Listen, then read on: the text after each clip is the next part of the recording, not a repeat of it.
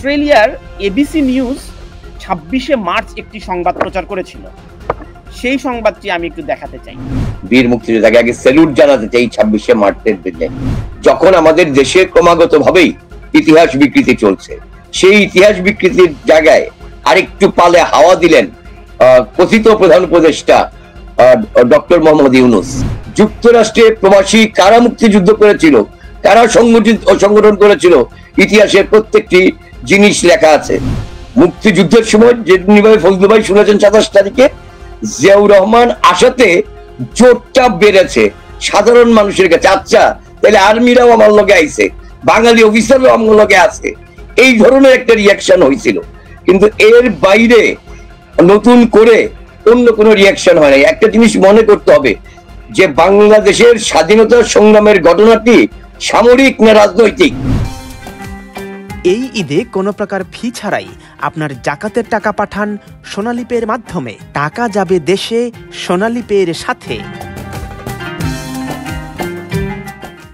এবং আজকে আমরা দেখলাম যে জামায়াত ইসলামীর সেক্রেটারি জেনারেল মিয়া গোলাম পারোয়ার একটি বক্তব্য দিয়েছেন এবং তিনি বলেছেন ৭১-এ প্রকৃত স্বাধীনতা অর্জন হয়নি, ২৪ই দ্বিতীয় স্বাধীনতা।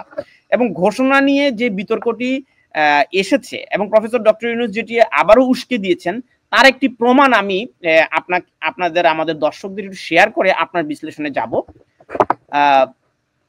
অস্ট্রেলিয়ার এবিসি নিউজ 26শে মার্চ একটি সংবাদ প্রচার করেছিল। সেই সংবাদটি আমি একটু দেখাতে চাই। For East Pakistan. Harry? The bitterness of poverty and resentment in East Pakistan erupted today in a kind of civil war. Sheikh Mujibur Rahman, the leader of East Pakistan, declared the region an independent republic, which he said will be called Bangladesh, the land of the Bengalis. Pakistan is a nation united only by religion. West Pakistan has the money and the government and the resources. East Pakistan, 1,000 miles away across India, has the poverty and the misery. It seems to get in the world news only when it sets a record for disaster, as it did last fall with the tidal wave that killed 200,000 people.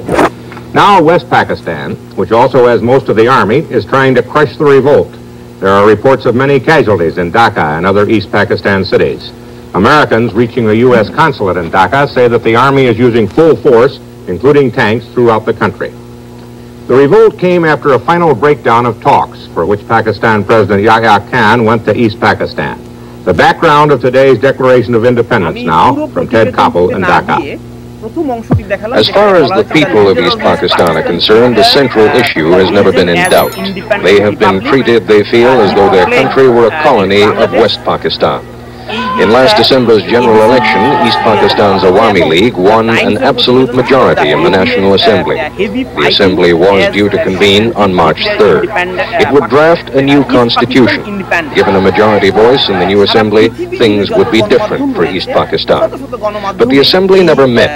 Under pressure from West Pakistan's political leader, Ali Bhutto, President Yahya Khan postponed the Assembly for 3 weeks. Under the leadership of Sheikh Mujibur Rahman, the Bengalis took to the streets. The situation became so আগে প্রথমেই আমার এখানে এমন একজন মানুষ আজকে আমাদের সঙ্গে আছেন, বীর মুক্তিযোদ্ধাকে আগে স্যালুট জানাতে চাই 26শে মার্চের দিনে। কারণ আমরা আসলে জাতিগতভাবে তো খুবই কি বলবো যে এত বড় অহংকারের একটা ঘটনা ঘটে গেছে, কিন্তু আমরা বীর মুক্তিযোদ্ধাদেরকে এখনো প্রপার সম্মান দিতে পারি না।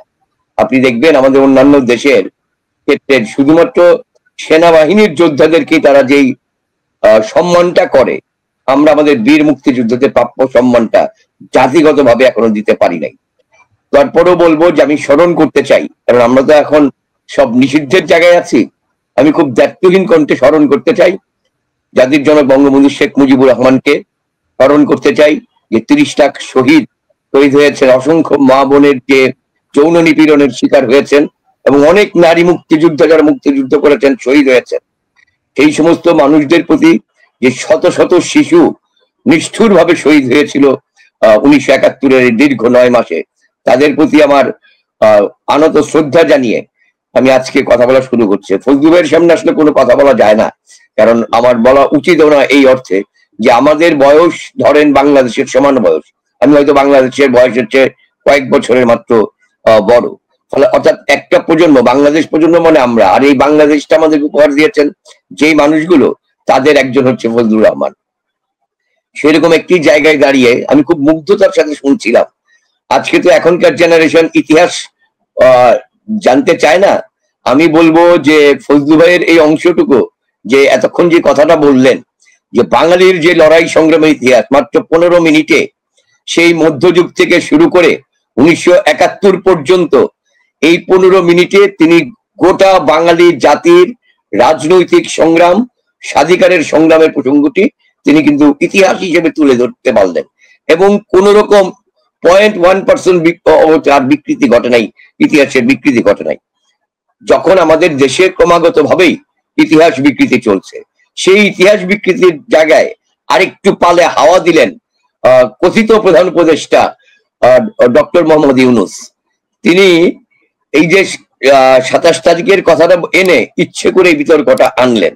যেমনি ভাবে 27শে মার্চ জিয়াউর রহমানকে স্বাধীনতার ঘোষক, এই বিতর্কটি 79 সালের পার্লামেন্টে প্রথম কিন্তু আসে। ফজলু ভাই, যদি আমি তথ্য ভুলে থাকি আপনি আমাকে সূর্যে দিবেন। সেটি হচ্ছে বদরুল দুজা চৌধুরী পার্লামেন্টে এই বিতর্কটা প্রথম আনেন, জিয়াউর রহমানকে স্বাধীনতার ঘোষক বলে। এটি পার্লামেন্টের প্রসিডিংসও আছে। এর আগ পর্যন্ত জিয়াউর রহমান জীবিত অবস্থায় নিজে কিংবা তার দল কোথাও কোনোদিন জিয়াউর রহমানকে স্বাধীনতার ঘোষক দাবি করে নাই।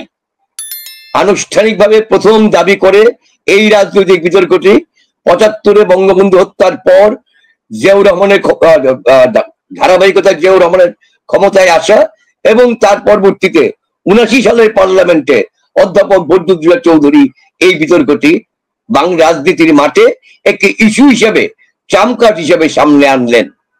এবং সেই সময়ে, আজকে উনি জীবিত নেই, উনি জীবিত থাকলে ভালো হতো, কিন্তু তার অসংখ্য লেখায় আছে এই প্রসঙ্গটি। 9 নম্বর সেক্টর কমান্ডার কর্নেল কাজী নুরুজ্জামান, তিনি কিন্তু সেই সময় প্রতিবাদ করেছিলেন। আমি যদি ভুল না করে থাকি, মুক্তিযোদ্ধা সংসদের তিনি সম্ভবত সেই সময় প্রেসিডেন্ট ছিলেন, আর নঈম জাহাঙ্গীর বোধহয় সেক্রেটারি ছিল। এইরকম সময়ে তারা কিন্তু ঐতিহাসিক ভাবে জিয়াউর রহমানের এই স্বাধীনতার ঘোষণার আনুষ্ঠানিক প্রতিবাদ করেছিল সেই সময় মুক্তিযোদ্ধা কমান্ড কাউন্সিল। তো ইতিহাসের যদি একটু কেউ ঘাটেন, রাজনীতির ছাত্র হতে চান, রাজনীতি করতে চান, নতুন প্রজন্ম যারা আছেন বিশেষ করে, আপনারা দয়া করে সেই আমলের পত্র পত্রিকাগুলো একটু ঘেটে পড়ার চেষ্টা করেন, অথবা অগ্রজ যারা আছেন রাজনীতিবিদ তাদের কাছে জানার চেষ্টা করেন। আর ডক্টর ইউনূসের এই বিতর্কটি আনা অত্যন্ত দুরভিসন্ধমূলক, এই ব্যাপারে আমার কোনো 0.1% সন্দেহ নাই। আর তিনি বলেছেন যে, আমি যদি বক্তব্য বলি, মুক্তিযুদ্ধে তিনি সক্রিয় হন। ফজলু ভাই অলরেডি জবাব দিয়েছেন যে 71 সালে তিনি তো তখন যুক্তরাষ্ট্রে প্রবাসী কারা মুক্তিযুদ্ধ করেছিল, কারা সংগঠন করেছিল, ইতিহাসের প্রত্যেকটি জিনিস লেখা আছে। আমার কাছে একটি বই আছে সংগ্রাহক হিসাবে, এই বইটির নাম হচ্ছে মেমোরিজ অফ বাংলাদেশ। এই বইটির মধ্যে পৃথিবীর যতগুলো দেশে সেই সময় প্রবাসের যত পত্রিকা বেরিয়েছিল, দেশে বিদেশে প্রত্যেকটি মহাদেশে, সেই পত্রিকায় বাংলাদেশ নিয়ে বঙ্গবন্ধুর স্বাধীনতার ঘোষণা থেকে শুরু করে যা যা ঘটনা আন্তর্জাতিক পত্রপত্রিকা প্রত্যেকটি সংকলিত আছে। কোথাও কোনো জায়গাতে জিয়াউর রহমান স্বাধীনতার ঘোষণা দিয়েছে সেই তথ্যটি নেই। একটি কাগজে আছে, যে তাও অসমর্থিত সূত্র উল্লেখ করে সেখানে বলা হয়েছে যে একজন মেজর এরকম বঙ্গবন্ধুর ইন্ডিপেন্ডেন্সের সঙ্গে একাত্মতা ঘোষণা করে যুদ্ধে অংশ নিয়েছে, এইভাবে একটি রিপোর্ট আছে। এছাড়া কিন্তু আর কোথাও আন্তর্জাতিক ভাবে এই রিপোর্ট উল্লেখ করা নাই। তবে হ্যাঁ, মুক্তিযুদ্ধের সময় যেভাবে ফজলু ভাই শুনেছেন 27 তারিখে জিয়াউর রহমান আসাতে জোরটা বেড়েছে সাধারণ মানুষের কাছে। আচ্ছা, তাহলে আর্মিরাও আমার লগে আইছে, বাঙালি অফিসাররাও আমার লগে আছে, এই ধরনের একটা রিয়াকশন হয়েছিল। কিন্তু এর বাইরে নতুন করে অন্য কোনো রিয়াকশন হয় নাই। একটা জিনিস মনে করতে হবে যে বাংলাদেশের স্বাধীনতা সংগ্রামের ঘটনাটি সামরিক না রাজনৈতিক। আজকে ফজলু ভাই তো কোনো সামরিক বাহিনীর সদস্য ছিলেন না, কিন্তু তারা মুক্তিযোদ্ধা সংসদ, তারা যে মুক্তিযুদ্ধের বাহিনী করেন, তো ওটা রাজনৈতিক সিদ্ধান্তে। ফজলু ভাই ইঙ্গিতে বলেছেন যে 67 থেকেই তারা শপথ নিয়ে ফেলছিলেন প্রয়োজনে সশস্ত্র যুদ্ধ হবে। উদাহরণ আছে, ট্রেনিং এর ঘটনা আছে, কেউ কেউ সেই রাঙামাটিতে গিয়ে আমি সেই আলোচনাগুলো অন্য আরেক সময় হয়তো করব।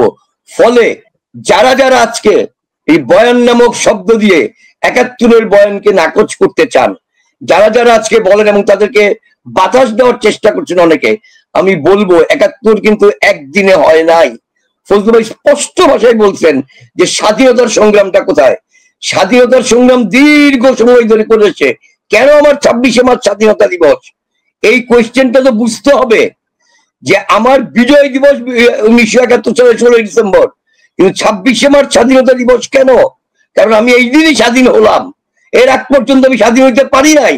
আমি ওই যে ফকির মজদুর সাহেব থেকে উদাহরণ দিয়েছেন ফজলু ভাই, আমার এখানে তো ভাই অসংখ্য রক্ত আছে।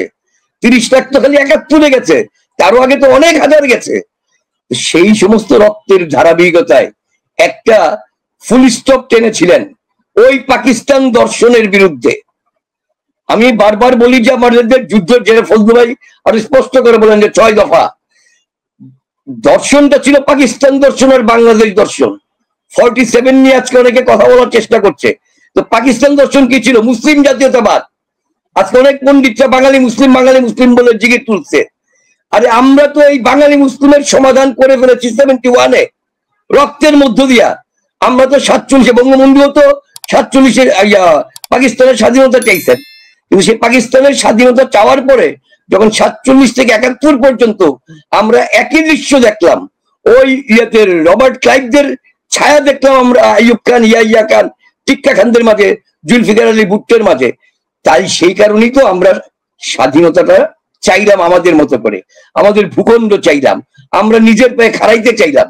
বাংলার অসংখ্য মানুষ বঙ্গবন্ধুর সেই মোটা কাপড় মোটা ভাতের নিশ্চয়তার যে আন্দোলন, সেই আন্দোলনের ডাক দিয়া প্রথমে ভোট দিল, নিয়মতান্ত্রিক ভাবে গেছিল। নিয়মতান্ত্রিক ভাবে যখন উপায় হয় নাই, শেষ দিন পর্যন্ত নিয়মতান্ত্রিক ভাবে থাকার চেষ্টা করছিলেন বঙ্গবন্ধু। কিন্তু তার ভেতরের স্বপ্ন ছিল, যেহেতু উনি পলিটিশিয়ান ছিলেন, এই ফজলু ভাইদের ছাত্রদের যে গরম, সেই গরমটা না, তিনি অনেক দীর্ঘ দূরদর্শী ছিলেন বুড়াই, কিন্তু চাইছিলেন বাংলাদেশের স্বাধীনতাকে। নজরুল ভাই, আপনি তো সাংবাদিক, তাহলে জিয়াউর রহমান যে ঘোষণা দিয়েছেন ২৭শে মার্চ একজন মেজর হিসেবে, তো একই ধরনের ঘোষণা তো আওয়ামী লীগ নেতা এম.এ. হান্নান সহ অনেকেই দিয়েছেন। তো তাহলে জিয়াউর রহমানের এই ঘোষণাটিকে যেভাবে বীরত্বের সাথে দেখা হচ্ছে, তাহলে অন্যান্য যারা ছিলেন এম.এ. হান্নানের মতো অনেকেই যারা দিয়েছেন সেই ঘোষণাটি, তো তাদের মধ্যে পার্থক্য কি আসলে? না, আমি তো বললামই যে এটা অহেতুক একটি বিতর্ক উস্কাই দিছে। এটা হচ্ছে পাঠ। সোজা কথা, আজকে ধরেন আপনি আমি টেলিভিশনে চাকরি করি, টেলিভিশনে আমরা রিপোর্ট করি, তো আমার রিপোর্টটা তো ভাই প্রেজেন্টেশন যে প্রেজেন্টার করে, ওই রিপোর্টটা কি সে করে?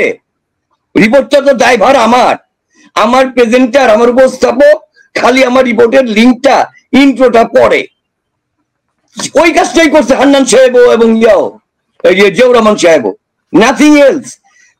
আমি বলি যে একদম ফজলু ভাইদের কাছ থেকে আসলে মানে যারা খোদ ইতিহাস যেখানে বসা, আমার এটা সাজে না। তারপরে বলি বেলাল মাহমুদের স্বাধীন বাংলা বেতার কেন্দ্র, ওই বইটা একটা বই আছে, সেই বইয়ে ওইখানে যে উনি টাইপ করে নিয়ে আসছিলেন on behalf of Sheikh Mujibur Rahman বাদ দিয়া, ওইখানে যখন নাকি ওই উপস্থিত ক্ষেত্রে তারা যখন বললো এইভাবে হবে না, তখন ওইখানে টিক মার্ক দিয়া নীল কালিতে, ওই সময় ঝর্ণা কলম ছিল, নীল কালি দিয়া অ্যারো মার্ক দিয়া জিয়াউর রহমান নিজের হাতে লিখছিলেন on behalf of Sheikh Mujib, our great leader Sheikh Mujibur Rahman.